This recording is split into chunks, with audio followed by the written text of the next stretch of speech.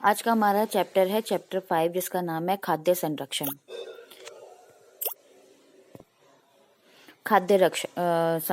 संरक्षण मतलब कैसे हम लोग किसी खाद्य पदार्थ को बचा सकते हैं।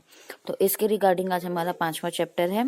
ठीक है, आपने पहले ही पढ़ा होगा कि हमें विभिन्न खाद्य समूह से प्राप्त विविध भोज्य पदार्थों से संतुलित आहार प्राप्त होता है। आपको पता ही होगा कि अलग अलग अगर हम खाद्य पदार्थ को हम अपने भोजन में लेके आते हैं खाने में, तो उससे क्या होता है कि हमारा संतुलित आहार प्राप्त होता है। जैसे कि मौसम में परिवर्तन होने के कारण तो कुछ ऐसे होते हैं कि हमें पूरे साल उपलब्ध नहीं होते। तो ऐसे में हम क्या करते हैं, हम सब्जी और फल को वर्ष भर खाना चाहते हैं, तो इसलिए हमें क्या करना चाहिए, उनका खाद्य संरक्षण करना चाहिए। जैसे कि सर्दियों में आम तथा गर्मियों में गाजर हम खा सकते हैं। किस प्रकार खा सकते हैं, संभव नहीं है, तो ये संभव किससे है, जब हम उसका संरक्षण करेंगे। तो आज का हमारा टॉपिक क्या है, खाद्य संरक्षण। आगे आता है हमारा खाद्य पदार्थों को का खराब होने का और उनका भंडारण कैसे कर सकते हैं, इसके बारे में हम पढ़ते हैं। तो सबसे पहले हम ये देखते हैं कि कैसे खराब होता है कोई खाद्य पदार्थ। खाद्य पदार्थ खराब होने से हमारा मतलब है कि जब भोजन खाने लायक नहीं होता है या खाने में उपयुक्त नहीं होता है, उसको हम क्या बोलते हैं, खाद्य पदार्थ का खराब होना कहते हैं। ठीक है, जैसे कि आप ब्रेड लेके आए हो और ब्रेड को हम फ्रिज से बाहर निकाल के रख दे, तो उस पर एक फफूंदी टाइप की कुछ लग जाती है। उस फफूंदी का रंग कैसा होता है, सफेद होता है, कभी कभी हरा भी होता है, काला भी हो सकता है। तो ऐसी जो फफूंदी बनी हुई है उसको हम क्या बोलते हैं, मोल्ड बोलते हैं। क्या बोलते हैं, मोल्ड। ठीक है, और ये क्यों होता है, क्योंकि अगर हम उसको बाहर हवा में रख देते हैं तो उसके अंदर जो सूक्ष्म जीवाणु हैं वो बढ़ने लग जाते हैं। तो जिस तरह ब्रेड में मोल्ड विकसित हो जाता है, खाने योग्य नहीं रहता है, उसी प्रकार दाल सब्जी कुछ समय के लिए क्या होती है, बाहर निकाल के अगर हम छोड़ देते हैं तो उसमें से क्या होता है, उसमें क्रीवण हो जाता है, उसमें से बदबू आने लग जाती है, उसका रंग बदलना लग जाता है, उसमें बबूले उठने लग जाते हैं। तो क्या हम वो खा सकते हैं, नहीं खा सकते, क्योंकि उसका क्या हो गया, क्रीवण हो गया है, वो खाने लायक नहीं हो गया, वो खराब हो गई है। तो भोजन तब खराब होता है जब उसका रंग बदलने लगता है, उसमें से बदबू आने लगती है, या उसमें क्रीवण के संकेत जैसे कि बबूले आने, मतलब ये नजर आने लग जाते हैं, या उसमें, या मान लो कोई भी चीज में मोल्ड आ गई हो, मोल्ड मतलब फफूंदी आ गई हो, है ना। तो इन सब चीजों को क्या करते हैं हम लोग, खाद्य पदार्थों का खराब होना कहते हैं। अब जैसे फल और सब्जियां हैं बहुत ज्यादा नरम हो जाती हैं, तो उसमें दाग बनने लग जाते हैं, है ना। तो वो क्या होता है, खराब होने लग जाते हैं, है ना। जैसे टमाटर है, टमाटर रखे रखे बाहर क्या होता है, उसमें बबूले से भी आने लग जाते हैं, स्मेल भी आने लग जाते हैं, वो खाने योग्य नहीं रहते हैं। तो हम उसको क्या बोलते हैं, मतलब क्या हो जाती है, सब्जियां हमारी खराब हो जाती है। खाद्य पदार्थ खराब होने के कारण क्या क्या है। सबसे पहले जो है हमारा सूक्ष्म जीवाणुओं की उपस्थिति में क्या होता है, हमारा खाद्य पदार्थ क्या हो जाता है, खराब हो जाता है। जैसे कि हम मान लो कि हमने आटा जो है गुथा हुआ है उसको फ्रिज के बाहर रख दिया गर्मियों में, है ना। तो थोड़ी देर बाद में क्या होता है, जब शाम को हम लोग देखते हैं तो उसमें से क्या होता है, वो आटा जो है बहुत स्पॉन्जी टाइप का हो जाता है और खराब, मतलब बदबू आने लग जाती है उसके अंदर से। तो क्या आप वो उस आटे की रोटी खाओगे, नहीं खाओगे, है ना। तो उसका मतलब क्या हो गया, उसके अंदर सूक्ष्म जीवाणु जो है वो बढ़ गए हैं, जिसकी वजह से वो क्या हो गया, आटा खराब हो गया। यह सूक्ष्म जीवाणुओं की उपस्थिति के कारण हुआ है। ऐसा क्यों हुआ था, क्योंकि उसका जो सूक्ष्म जीवाणु है उसकी उपस्थिति में हुआ था। ये सूक्ष्म जीवाणु जो होते हैं वो बहुत ही छोटे जीवाणु होते हैं, जिन्हें आसानी से हम आंखों से नहीं देख सकते हैं। सूक्ष्म जीवाणु जो होते हैं भोजन को उस समय खराब करते हैं जब उनके विकास के लिए अनुकूल स्थिति उत्पन्न होती है। मतलब क्या है कि अगर आप वही आटे को पहले ही फ्रिज में रख दोगे तो सूक्ष्म जीवाणु की जो परिस्थिति है उसकी उत्पन्न होने की, मतलब जो भी उसकी इन्वायरमेंट है जिसमें वो बढ़ रहा है वो कम हो जाता है, जिसकी वजह से वो खराब नहीं होता। पर अगर वही चीज हम हवा में, गर्म एरिया में या रूम के तापमान पे हम अगर उसको रखेंगे तो वो क्या हो जाएगा, उसमें सूक्ष्म जीवाणुओं की बढ़ने की जो क्षमता है वो बहुत ज्यादा बढ़ जाएगी। उसके बाद आता है जीवों के समान ही ऐसे बहुत से मतलब इन जीवों को बढ़ने के लिए मैंने भी बताया था क्या क्या चाहिए, वायु चाहिए, नमी चाहिए, सही तापमान चाहिए, और क्या था, और भोजन की आवश्यकता होती है। ऑब्वियस सी बात है, जब सूक्ष्म जीवाणु को हमें बढ़ाना होता है तो इन सब के साथ साथ हमें भोजन की भी जरूरत पड़ती है। अब क्यों विकास होता है, क्या क्या परिस्थितियां हैं? अगर भोजन बहुत ज्यादा नर्म है तो उसमें भी क्या होता है, सूक्ष्म जीवाणु बढ़ जाते हैं। जैसे कि अगर हमारा सेब है और वो बहुत ही नर्म है तो थोड़े मतलब उसी दिन वो खराब होना शुरू हो जाता है। भोजन के आसपास की वायु कैसी है, गर्म है या ठंडी है? अगर सर्दियों के मौसम में कोई भोजन बाहर रखा हुआ है तो वो जल्दी खराब नहीं होता है, पर अगर वही चीज गर्मियों में अगर बाहर रखे जाता है तो तापमान क्या होता है, वायु का कैसा तापमान होता है, थोड़ा गर्म होता है, जिसकी वजह से भोजन क्या होता है, हमारा खराब हो जाता है। भोजन को लंबे समय तक कमरे के तापमान पर रखना। अगर हम भोजन को पूरे दिन पूरे रात मतलब बाहर रख देंगे तो क्या हो जाएगा, भोजन खराब हो जाएगा।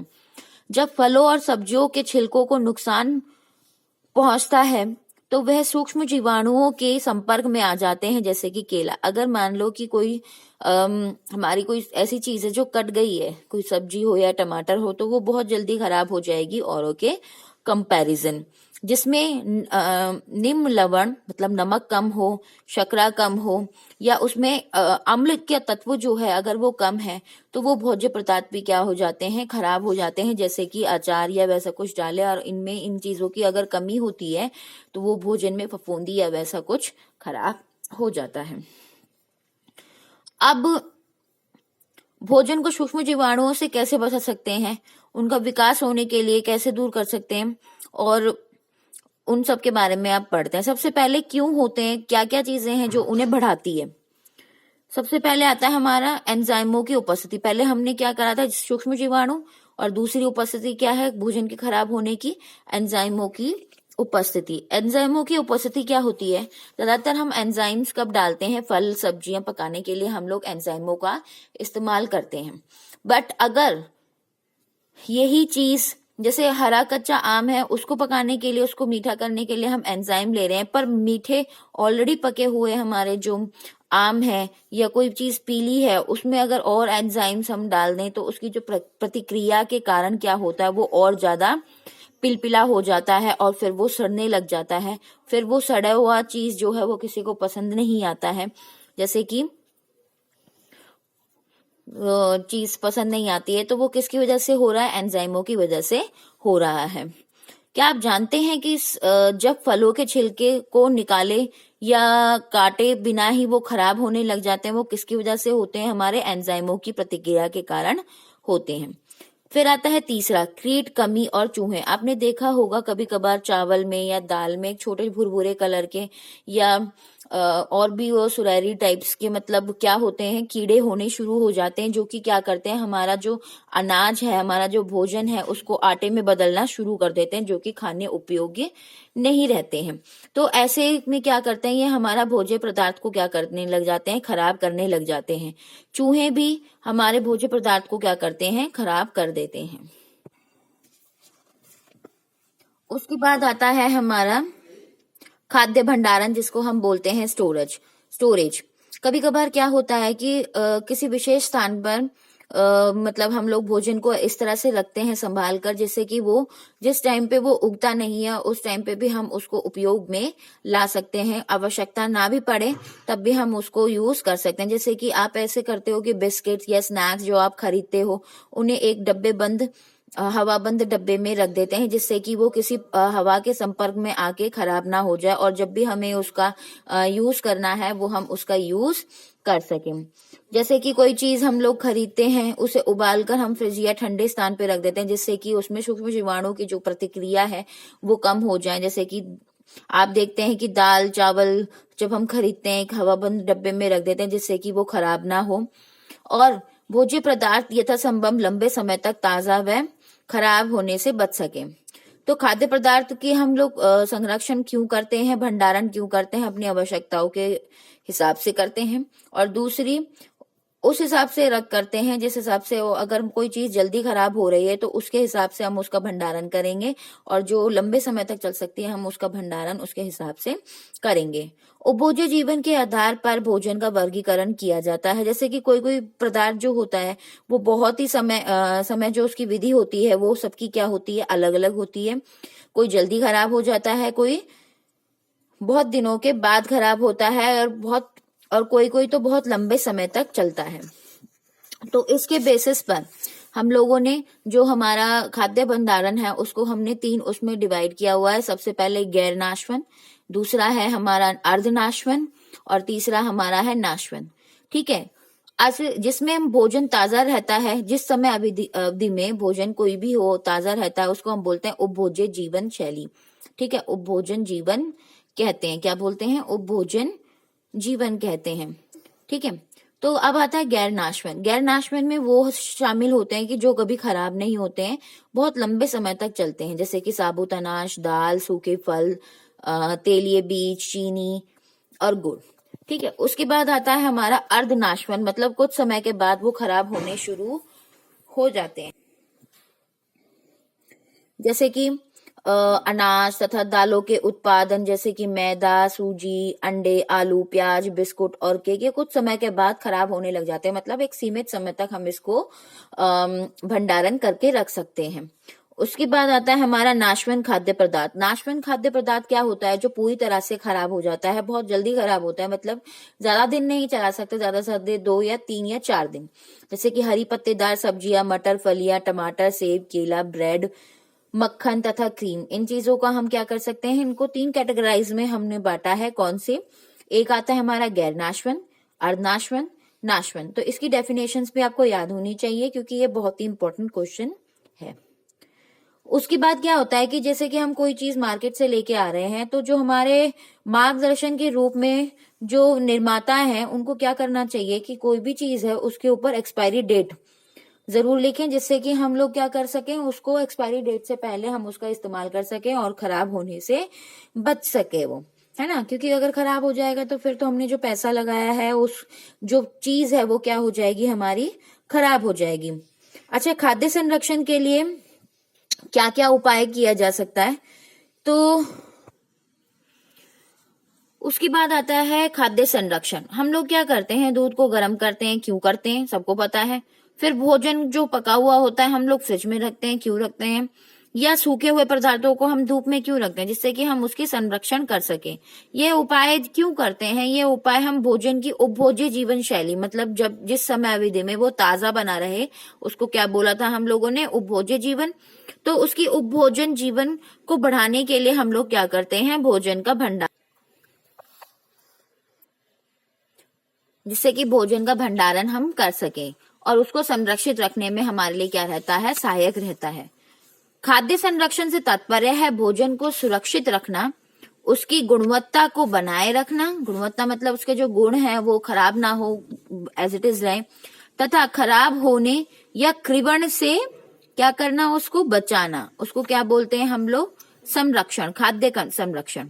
तो हम लोग बोल सकते हैं कि वह प्रक्रिया जिसके द्वारा भोजन को छोटी या लंबी समय अवधि के लिए खराब होने से सुरक्षा प्रदान की जाती है, इसके द्वारा भोजन के रंग, स्वाद तथा पोषक तत्वों को भी यथासंभव सुरक्षित रखा जा सकता है। तो उसको हम क्या बोलते हैं? खाद्य संरक्षण कहते हैं। खाद्य संरक्षण क्या होते हैं कि हमें ये चीज याद रखनी चाहिए खाद्य संरक्षण करने से पहले कि खाद्य संरक्षण जो है, जो पदार्थ हम लोग ले रहे हैं, वो दूसरों की तुलना में कितनी जल्दी खराब हो रहा है, उसको इस हिसाब से हम लोग रखेंगे। या भोजन के रंग, स्वाद और पोषक तत्वों को भी हम लोग संरक्षित रखा जा सकता है। किससे? खाद्य संरक्षण से। ठीक है, अब आता है हमारा भोजन संरक्षण का महत्व क्या होता है। संरक्षण अतिरिक्त उत्पादन की व्यवस्था करता है। मान लो कि कोई एरिया है, जैसे कि आप जूस, मुरब्बा, स्क्वैश, आम पन्ना, पल्प, चटनी, अचार तथा कच्चे आम का पाउडर है। आप इसके सूची में कुछ और, मतलब गर्मियों में क्या होते हैं? आम मिलते हैं, जो भारत में अप्रैल से अगस्त के बीच में प्रचुर मात्रा में मिलता है। तो हम क्या करते हैं? देश के विभिन्न भागों में विभिन्न प्रकार के आमों को उगाया जाता है। तो अब ये है कि एक स्थान पर उगाए वाले खाद्य पदार्थ का जो सेवन है, उसी क्षेत्र के लोगों के द्वारा पूरा तो नहीं हो पाएगा, इसलिए उन्हें क्या करना पड़ेगा? व्यापक स्तर पर करना पड़ेगा। किसानों को और भी क्या कहते हैं, उनकी व्यवस्था करनी पड़ेगी, जिससे कि दूसरे स्थानों पे भी लेके जा सके, है ना।